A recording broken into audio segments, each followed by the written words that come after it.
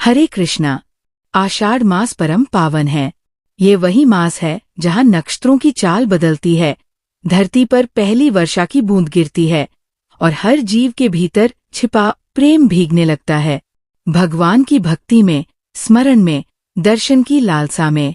लेकिन क्या आप जानते हैं कि आषाढ़ मास में एक ऐसा रहस्य छिपा है जो स्वयं द्वारका में भी केवल कुछ ही को ज्ञात था? एक ऐसा रहस्य जो भगवान श्री कृष्ण ने स्वयं उजागर नहीं किया, बल्कि एक साधारण से बालक की भक्ति ने उसे प्रकट कर दिया। आज हम आपको एक ऐसी कथा सुनाने जा रहे हैं जो न सिर्फ आपके रोम रोम को झंकृत कर देगी, बल्कि आपकी आंखों को अश्रुपूरित कर देगी। पर ध्यान रहे, ये कथा केवल वही सुन सकता है जो अंत तक रुके, क्योंकि इसका राज अंत में प्रकट होता है। चलिए आरंभ करते हैं भक्ति के उस बालक की कथा जो भगवान श्री कृष्ण की इच्छा को भी पलट सकता था। बहुत समय पहले द्वारका नगरी में एक त्योहार की तैयारी चल रही थी, आषाढ़ी एकादशी। संपूर्ण नगर सजा हुआ था, मंदिरों में कीर्तन हो रहे थे, महिलाएं मंगल गीत गा रही थीं और ब्राह्मण वेद पाठ कर रहे थे। किंतु एक कोना ऐसा भी था जहाँ कोई सजावट नहीं थी, कोई गीत नहीं था, बस एक छोटी सी कुटिया थी और उसमें बैठा था एक गूंगा बालक। नाम था वृजेश। वृजेश जन्म से ही मूक था। वो बोल नहीं सकता था, पर उसकी आंखें बोलती थी। उसकी आत्मा भगवान श्री कृष्ण के नाम से कंपा उठती थी। उसके पास न तो वंशी थी, न मोर मुकुट, न पीतांबर, पर उसके मन में जो कृष्ण बसे थे वे उससे कहीं अधिक सजीव थे। वह प्रतिदिन मंदिर के बाहर बैठता, हाथ जोड़कर भगवान के दर्शन करता और दिन भर मौन जप करता। कहा जाता है उसके भीतर श्री कृष्ण की उपस्थिति इतनी प्रबल थी कि पास से गुजरते साधु भी रुककर नमस्कार करते थे। एक दिन जब आषाढ़ मास की एकादशी का दिन निकट आया, तब एक अद्भुत घटना घटित हुई। रात्रि के तीसरे प्रहर वृजेश ने स्वप्न देखा, एक विपुल प्रकाश से भरा दृश्य, और उसमें एक अद्भुत वाणी गूंज रही थी। वृजेश, समय आ गया है। तुझे जो नहीं मिला वो अब मिलेगा, पर याद रख, जो मिलेगा वो तुझसे कुछ मांगेगा भी। तैयार रह। वह घबराकर उठ बैठा। सुबह मंदिर की ओर गया तो देखा सारे द्वार बंद हैं। पुजारी ने बताया, आज भगवान श्री कृष्ण के विग्रह में कोई चेतना नहीं है, मानो वे इस संसार से चले गए हों। पूरे द्वारका में हलचल मच गई।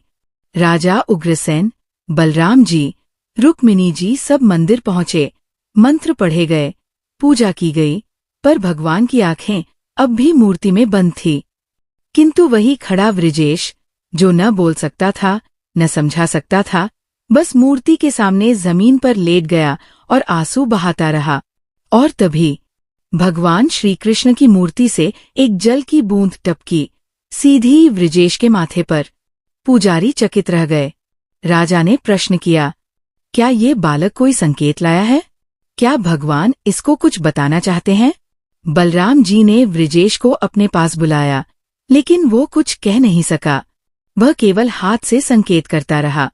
फिर रुक्मिणी जी ने एक श्वेत वस्त्र में कृष्ण का नाम लिखा और वृजेश को दिखाया, और तभी हुआ वह चमत्कार जिसने पूरे द्वारका को कंपा दिया।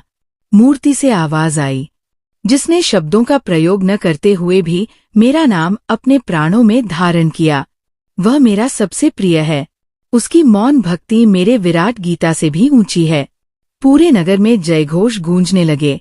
सबने वृजेश को गले लगाया, मगर वृजेश शांत था। उसकी आंखें बंद थीं। वह कुछ खोज रहा था, शायद कुछ और सुनना चाहता था।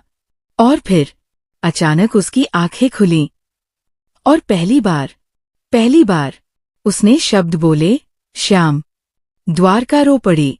कहा गया, ये पहला शब्द था जो उसके जन्म से अब तक उसके कंठ से निकला।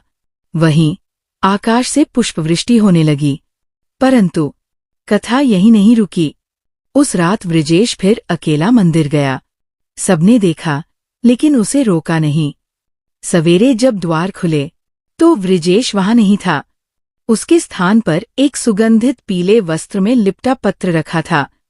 मैं वहीं गया हूँ जहाँ मेरा श्याम है। मेरा शरीर यहीं था, आत्मा तो उसी की थी। अब जब उसने मुझे पुकार लिया तो मैं लौट न सकूंगा। परंतु अगली एकादशी को जब चक्र तीव्र होगा और वर्षा क्रोध करेगी, वह स्वयं प्रकट होगा। लेकिन किस रूप में, ये रहस्य अगली कथा में खुलेगा, वहां जहां द्वारका से भी पुराना सत्य छिपा है। तो श्रोताओं, आप सोच रहे होंगे, वृजेश कौन था? क्या वह सच में साधारण बालक था या कोई दिव्य आत्मा? और अगली एकादशी को जब वर्षा चक्र तेज होगा, तब कौन प्रकट होगा? ये कथा अभी अधूरी है, क्योंकि वृजेश की यात्रा अभी समाप्त नहीं हुई। अगली कथा में हम जानेंगे, क्या था वृजेश का पूर्व जन्म? क्या वह कोई ऋषि था जो भगवान श्री कृष्ण की एक भूल का परिणाम था? या फिर वो स्वयं एक शक्ति का अंश था जिसे अंतिम क्षणों में श्री कृष्ण को मुक्त करना था? अगली कथा का नाम है वह जो द्वारका से पहले था। रहस्य जो श्री कृष्ण ने छिपाया, उस ऋषि से जो उनके प्राण का भाग था। तो जुड़े रहिए BRS ज्ञान चैनल के साथ, क्योंकि जब तक ये कथाएं चलती रहेंगी, तब तक आपके रोम रोम में श्री कृष्ण का नाम गूंजता रहेगा। हरे कृष्णा, जय श्री कृष्ण।